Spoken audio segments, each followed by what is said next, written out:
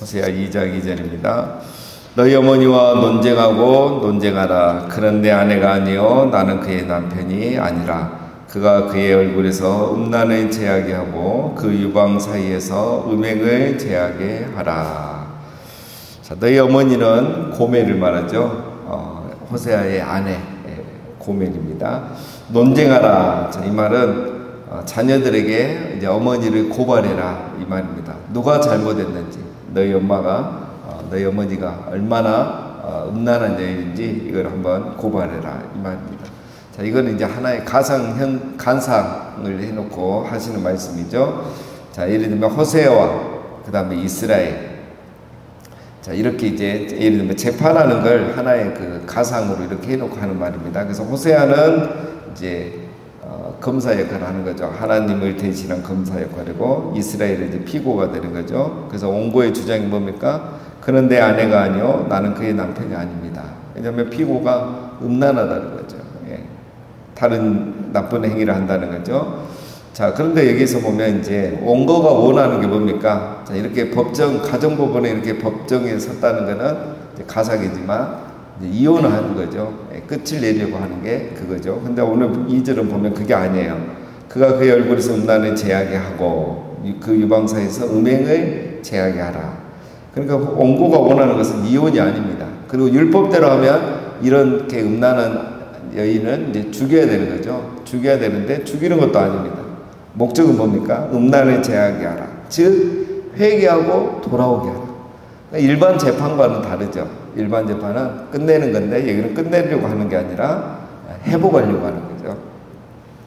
자, 율법대로 하면 이혼하거나 죽이는 것이 맞습니다. 그러나 하나님의 본심은 어디에 있습니까? 아내 이스라엘이 회개하고 돌아오는 거죠. 이스라엘의 회개와 다시 하나님의 사랑으로 돌아오는 게 오늘 이 하나님의 마음이라는 것을 2절에서 알 수가 있습니다. 3절 그렇지 아니하면 내가 그를 벌거벗겨서 그 나던 날과 같게 할 것이요 그로 광야같이 되게 하며 마른 땅같이 되게 하여 목말라 죽게 할 것이며 내가 그의 자녀를 긍휼히 여기지 아니하리니 이는 그들이 음란한 자식들임이니라. 자, 그렇지 아니하면 이 말은 회개하고 돌아오지 아니하면 그러면 그때는 내가 이혼하겠다, 그때는 심판해서 죽이겠다 이런 말도 또 없습니다. 여기 보면 어떻게 합니까? 그를 벌거벗겨서 그 나던 날과 같게 할 것이요. 자, 이건 뭐냐면 심판하겠다는 거죠. 벌을 주겠다는 거죠. 예.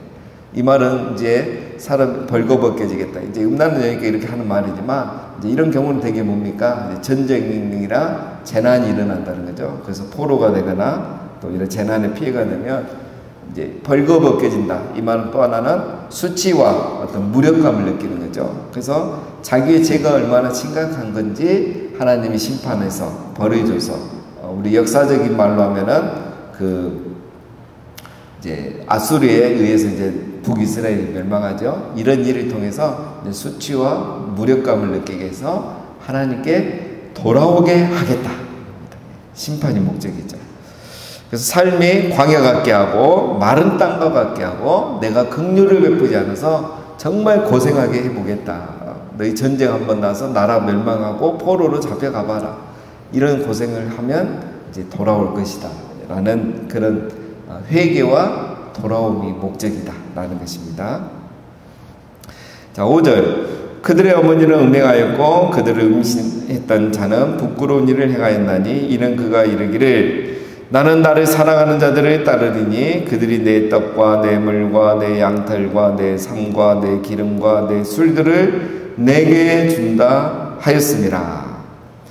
자, 지금 이 음란한 아내가 얼마나 심각한 상태이냐 하면 지금 뭐라고 고백합니까? 나는 나를 사랑하는 자를 따르리니 그들이 내 떡과 내 물과 내 양털과 내 삶과 내 기름과 내 술들을 내게 준다.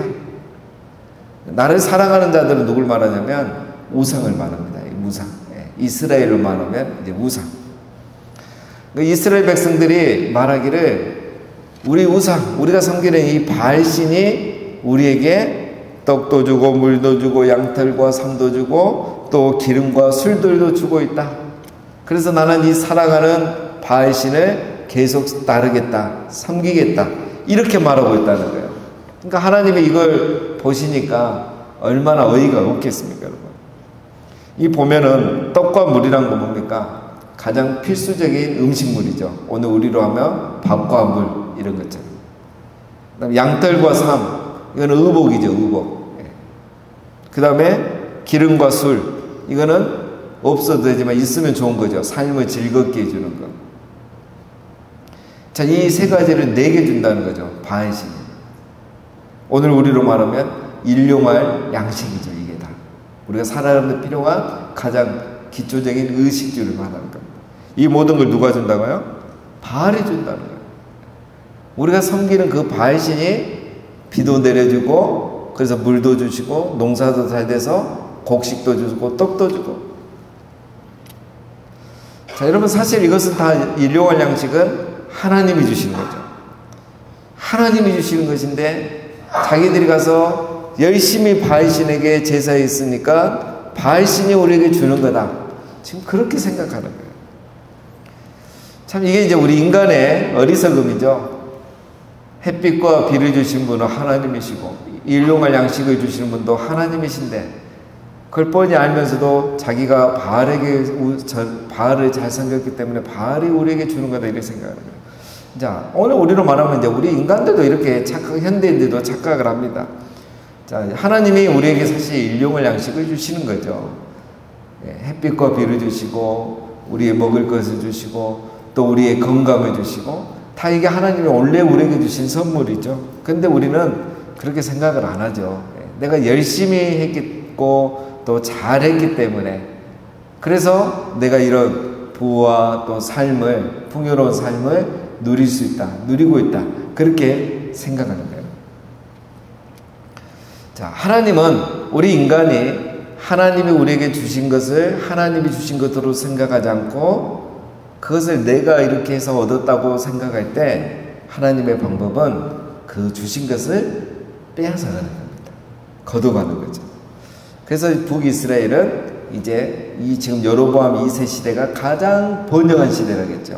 하나님의 그를 다 빼앗아가죠.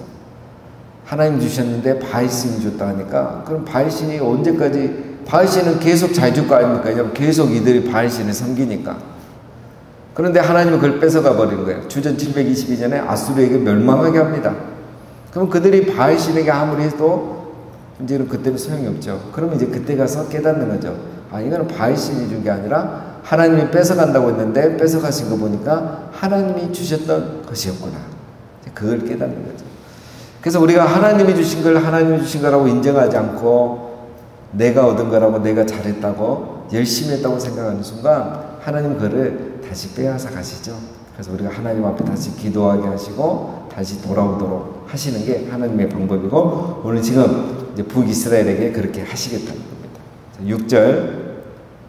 자, 그러므로 내가 가시로 그 길을 막으며 담을 쌓아 그로 그 길을 찾지 못하게 하리니, 그가 그 살아가는 자를 따라갈지라도 미치지 못하며 그들을 찾을지라도 만나지 못할 것이라. 그제야 그가 이르기를 내가 본 남편에게로 돌아가리니 그때의 내 형편이 지금보다 나았음이라 하리라. 저기 2개가 나오죠. 6절에 보면 그러므로, 7절 중간에 보면 그제야. 자, 그러므로란 말은 방금 설명한 것처럼 이스라엘이 정신 못 차리니, 하나님이 주신 걸 바알이 줬다고 이런 말 하고 있으니 내가 이제 막아버리겠다는 거야. 내가 가시로 그 길을 막으며 담을 쌓아 그 길로 가지 못하게 하리니. 자, 이거는 이제 이스라엘 다시는 바알을 숭배하지 못하도록 하나님 그 막는 길과 담과 가시가 뭐겠습니까? 나라의 멸망이죠. 아수르라는 이 가시를 통해서 이 나라의 역사를 예를 들면 이제 막는 거예요. 더 이상 바알에게 가지 못하게 하겠다는 거죠. 자, 여기 보면 이제 우리 하나님의 사랑이 또 나오죠. 이스라엘이 스스로 깨닫지 못해요. 말을 아무리 호세아 선지자가 얘기해도 몰라요. 그러니까 회개하고 돌아오지 못하는 거예요. 이게 인간입니다. 그러니까 하나님께서 어떻게 합니까? 막으시겠다는 거예요. 징계하시겠다는 거예요. 벌을 줘서라도 고생하고 고난을 겪더라도 돌아오게 하겠다는 겁니다. 그게 이제 오늘 우리로 말하면 깨닫게도 해주시고 회개할 마음도 주시고 기도할 마음도 주신다는 거예요. 예. 이렇게 살다가 실패하게도 하신다는 거예요. 그러니까 하나님 그냥 안 놔두신 거죠. 하나님의 백성은. 예. 죄를 계속 짓으면 언젠가 그 죄의 쓴맛을 보게 하시고 실패하게 하시고 고난당하게 하시고 잃어버리게 해본다는 거죠. 그러면 그때서야 하나님 앞에 돌아오게 되어 있다는 거죠. 스스로 회개하고 돌아오지 않으니까. 그 말이 바로 뭡니까? 7절 중반에 그제야 하나님이 이렇게 막으시고 벌을 주시면 고난을 주시면 그때서야 깨닫는 거죠. 뭐라고 깨닫습니까? 내가 본 남편에게로 돌아가리라. 그때의 내 형편이 지금보다 나았습니다. 잃어버리니까 다 잃어봐 보니까 아는 거죠. 내 본 남편이 낫구나. 내 가족이 그래도 낫구나. 오늘 우리로 하면 그래도 하나님 내가 잘생긴 데가 낫구나. 떡이 부족해서도 그때가 더 낫구나. 이걸 깨닫게 해주신다는 겁니다. 자, 여기에도 나타나는 거죠. 우리 하나님의 본심이 바로 이겁니다. 벌을 주는 게 목적이 아니고 고생시키는 게 목적이 아니고 다시 하나님께로 돌아오게 하는 거. 깨닫고 하나님께로 돌아오게 하는 거. 어리석은 인간은 이렇게 징계를 받아봐야 깨닫는 거죠. 잃어봐야 은혜였다는 것을 깨닫게 되는 거죠. 없어봐야 내가 건강과 물질과 시간과 소중한 것들을 잃어봐야 이게 당연한 게 아니라 하나님의 은혜였구나 라는 것을 깨닫는 게 우리 인간입니다. 그래서 하나님이 그들을 이렇게 징계하신다는 뜻입니다. 8절 곡식과 새 포도주와 기름은 내가 그에게 준 것이요 그들이 바알을 위하여 쓴 은과 금도 내가 그에게 더하여 준 것이거늘 그가 알지 못하도다. 이제 하나님의 본심을 얘기하는 거죠. 곡식과 새 포도주, 이 기름 다 하나님이 주신 거라는 거예요. 하나님은 하늘에서 비를 내려주시고 해를 비춰주셔서 다 이렇게 돼서 그들이 열심히 농사한 만큼 얻게 해주셨고 그래서 그들을 그걸 가지고 팔아서 또 은금을 사고 그런데 그 은금을 가지고 어디에 씁니까? 바알을 위해서 쓰는 거예요. 그래서 풍년을 또 기원하죠. 바알에게 가서 바알 씨를 섬기는 이유가 하늘에 비를 내려주고 농사가 잘 되게 달라는 게 목적이거든요. 하나님이 주신 곡식 가지고 가서 바알에게 또 바치고 바알에게 가서 비를 내리고 농사 잘 되게 해달라고 하는 게 지금 이스라엘 백성들이었다는 것입니다. 하나님이 보시면 정말 기가 차는 거 아니겠습니까, 여러분? 내가 준 곡식이고 포도주인데 바알이 줬다고 가서 감사하고 바알에게 갖다 또 바치는 거, 이게 하나님이 얼마나 마음이 아프겠습니까? 그가 알지 못하도다. 그가 알지 못하도다. 자, 이게 중요합니다, 여러분. 그가 알지 못하다. 호세아서는 하나님을 아는 것을 얘기하죠. 하나님을 아는 것, 하나님 아는 지식. 그 하나님은 우리 하나님의 은혜와 사랑이죠. 우리가 알아야 됩니다. 무엇을 알아야 되죠? 하나님의 은혜. 하나님이 곡식과 새 포도주와 기름을 주셨다는 것. 내가 일해서 돈 벌어서 먹고 살지만 하나님이 그 모든 걸 주셨다는 걸 은혜를 알아야 돼요. 우리가 알아야 될 것은 당연한 것은 하나도 없고 그 모든 것이 다 하나님의 은혜였다는 것을 우리는 알아야 하는 것입니다. 왜 이걸 알아야 되냐면 이걸 알지 못하면, 이걸 잊어버리면 하나님을 떠나버리는 거예요. 은혜를 잊으면 믿음을 떠납니다. 이게 다 공통적이에요. 왜 사람이 하나님을 떠납니까? 은혜를 잊으니까.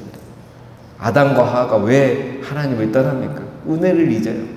하나님의 모든 만물 위에, 창조물 위에 가장 으뜸이 되는 존재로 세워주셨는데 하나님 외에 누가 있습니까? 자기들에게.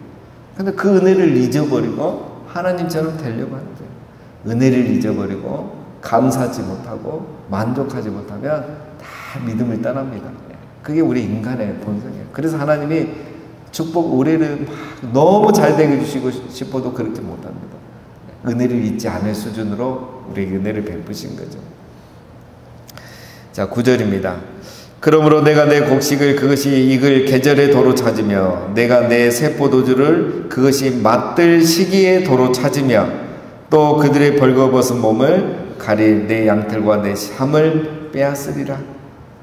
이제 내가 그 수치를 그 사랑하는 자의 눈앞에 드러내니 그를 내 손에서 건져낼 사람이 없으리라. 지금 반복해서 하는 얘기죠. 근데 하나님 방법이에요. 지금 이런 거 보면 하나님 마음이 다 나와요. 자, 보십시오. 그러므로 내 곡식이란 말 하나님이 주신 곡식이죠. 그것이 익을 계절에 도로 찾으며 새 포도주를 그것이 맛들 시기에 도로 찾겠다. 이스라엘이 하나님의 은혜를 잊어요. 이 곡식과 포도주가 하나님이 해와 비를 줘서 잘 된 건데 그걸 모르는 거죠. 그러니까 하나님이 그걸 깨닫게 하기 위해서 방법이 뭡니까? 곡식이 익을 계절에 도로 찾으며 포도주가 맛들 시기에 포도주를 도로 찾아가겠다. 이거 뭐냐면 오늘 우리로 말하면 1년 농사 너무 잘 된 거예요.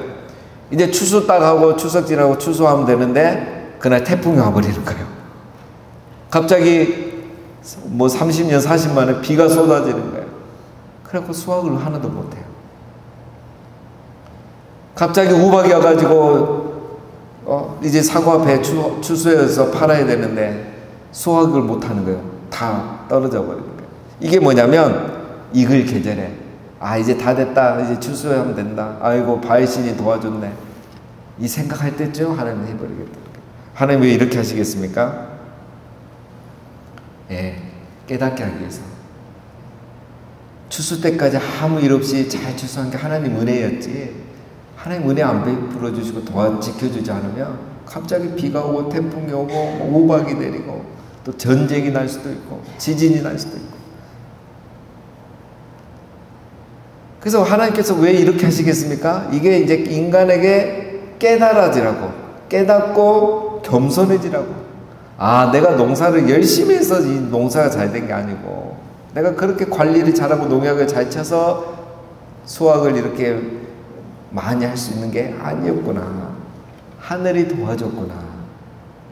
하나님이 도와주셨구나. 이걸 깨닫게 하기 위해서 하나님이 정말 다 됐는데 이제 일주일만 지나면 수확하는데 하나님 그 타이밍에 도로 다 찾아가겠다는 거예요. 이게 하나님의 방법입니다. 겸손한 이제 우리 인간이 이때 깨닫고 하나님께 돌아와야 되는데 인간이 두 가지로 반응하죠. 첫 번째는 제대로 깨닫으면 하나님이 도와주지 않으면 안 되는구나. 이걸 깨닫죠. 하나님 은혜가 없으면 안 되는구나. 이걸 깨달아요. 근데 어떤 인간은 알죠. 올해 농사 망쳤다. 재수가 없었다. 왜 하필 이때가 태풍이 와가지고 하나님도 해도 너무하지. 이렇게 생각하고 온만 불평하는 거야. 하나님 원하시는 거는 우리가 잃었을 때 그리고 잊었을 때 다시 하나님의 은혜를 깨닫게 되는 것. 그래서 다시 하나님께 돌아오는 것. 그게 하나님의 마음인 겁니다. 자, 11절. 내가 그의 모든 희락과 절기와 월삭과 안식일과 모든 명제를 폐하겠고 그가 전에 이르기를 이것은 나를 사랑하는 자들이 내게 준 값이라 하던 그 포도나무와 무화과 나무를 거칠게 하여 숯불이 되게 하며 들짐승에게 먹게 하리라.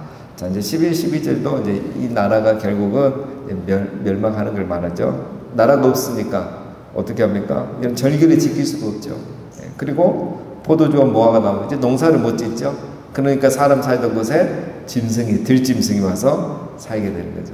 이런 말은 이제 하나님 전쟁을 통해서 심판하겠다 이런 뜻입니다. 자, 13절 마지막. 그가 귀고리와 폐물로 장식하고 그가 사랑하는 자를 따라가서 나를 잊어버리고 향을 살라. 바알을 섬긴 시일대로 내가 그에게 벌을 주리라. 여호와의 말씀이니라. 하나님의 마음이 드러나죠. 너희가 바알을 섬길 때 귀고리와 폐물로 장식하고 이거는 정말 또 주술 행위도 포함됩니다. 그렇게 하나님을 잊고 향을 피우며 바알을 섬겼는데 너희들이 바알을 섬긴 만큼 내가 그대로 너희에게 벌을 주겠다. 그런 말씀이죠. 하나님의 강력한 심판에 대한 경고입니다. 자, 정리하면요. 자, 오늘 이스라엘은 땅의 소산을 하나님의 선물이 아니라 제2의 대가, 바알을 섬긴 대가로 이렇게 생각을 한 겁니다. 거기서부터 잘못된 거죠. 하나님의 은혜를 잊기 시작한 겁니다. 하나님을 알지 못한 거죠. 그러면서 그들은 하나님을 떠나게 된 겁니다. 자, 그래서 하나님은 내가 그들에게 준 것을 다시 찾아가겠다. 도로 찾겠다. 다 빼앗아 가겠다. 그래서 잃어봐야 은혜란 걸 깨닫게 해주겠다. 그렇게 말씀하시는 겁니다. 자, 여러분, 우리 하나님 어떤 분이십니까? 우리가 구하기만 하면 다 주시는 하나님이 맞습니다. 그러나 우리가 순종하지 않으면 도로 찾아가시는 분이 우리 하나님이신 거죠. 자, 신앙을 떠나는 대부분의 사람들은 다 은혜를 잊어서 떠납니다. 그래서 언제 제일 많이 떠나냐면 사람이 가장 잘 나갈 때, 성공할 때. 우리 신앙의 연륜대로 말하면 젊은 우리 부부들, 그러니까 이제 막 결혼하고 애 낳고 막 행복하게 살 때 많이 떠나요. 이게 이제 자기의 어떤 하나님의 은혜를 잊기 가장 좋을 때거든요. 그러다가 이제 나중에라도 이제 부모의 마음을 알고 아버지의 마음을 알면서 깨닫고 돌아온 사람도 있고, 이제 그렇다가 돌아오지 못한 사람도 있죠. 자, 우리가 오늘 말씀을 보면 은혜를 잊으면 하나님은 도로 찾아가신다는 거예요.